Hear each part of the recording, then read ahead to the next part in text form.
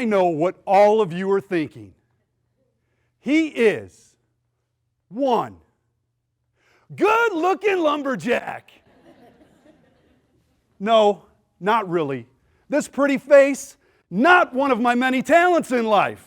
I learned early on I was going to have to be one of those guys that grinds things out. Pay attention to the details, inch by inch, get better every day. Well, recently, we had this big oak tree in our backyard needed to come down. So I go out to the shed, I'm a little bit old school, grab an axe, decide I'm going to cut it down. I walk up to this big tree, I give it one big swing. I hit that tree so hard, it knocks the bark right off it. Swing by swing, inch by inch, I'm carving that perfect notch on the side of the tree. Well, after a good dozen swings, I decide to change things up. Time to come from the other way. Give it a swing by swing, inch by inch. And finally, that last big swing, I hit that tree and it starts to topple over. Timber! That tree comes crashing down to the ground with a big thud. Now, many of us accomplish great things, but so many times we don't take a second to savor or enjoy the victories. You better believe I had a lot of sweat equity in knocking that tree down. So I walk over and park my biscuit. Sit on a stump, catch my breath, and my mind starts to reflect. And it takes me back. Takes me way back. Takes me all the way back to when I was a 7-year-old boy. When I was 7, I had a great uncle, Uncle Gene. He owned this massive lumber yard in the north woods of Wisconsin. And I got to spend the day there. Now, do you know the only thing better than a little kid in a candy store? It's a 7-year-old boy in a lumber yard. There's boards, forts, machines, tools. Life was good that day. Well, after Uncle Gene got done conducting business, he says, Dustin, I want to show you something. Let's hop in the pickup truck. That's awesome. 7-year-old boy climbs up in that pickup truck. I got my elbow out the window. And we're going down the gravel roads of north woods of Wisconsin. Understand when you get way north, they don't have paved roads. They don't even have city blocks. Everything goes by last name and property line. The Joneses, the Smiths, the Rogers. And then we arrive to this massive timber patch. There's trees that are super tall. There's some that are cut down. Uncle Gene says, Dustin, get out of the truck. Have a seat over there. So I do as Uncle Gene says. Well, on the back, he grabs his axe from the back of the pickup truck and says, I want to share a story with you, Dustin.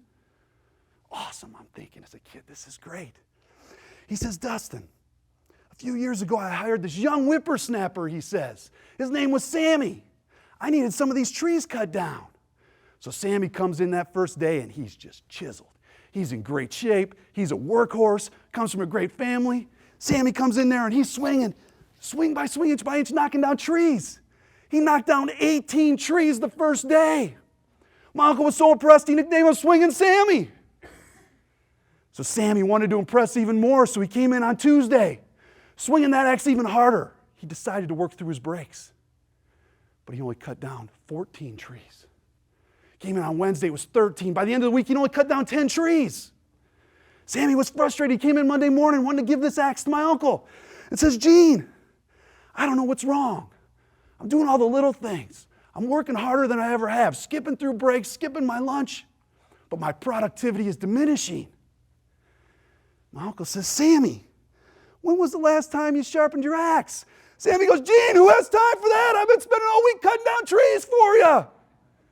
And that's when I remembered my uncle, kind of with a little smirk and a chuckle, took a step back and he says, Dustin, do you know what the axe symbolizes? And as a confident 7-year-old boy, I said, I have no idea.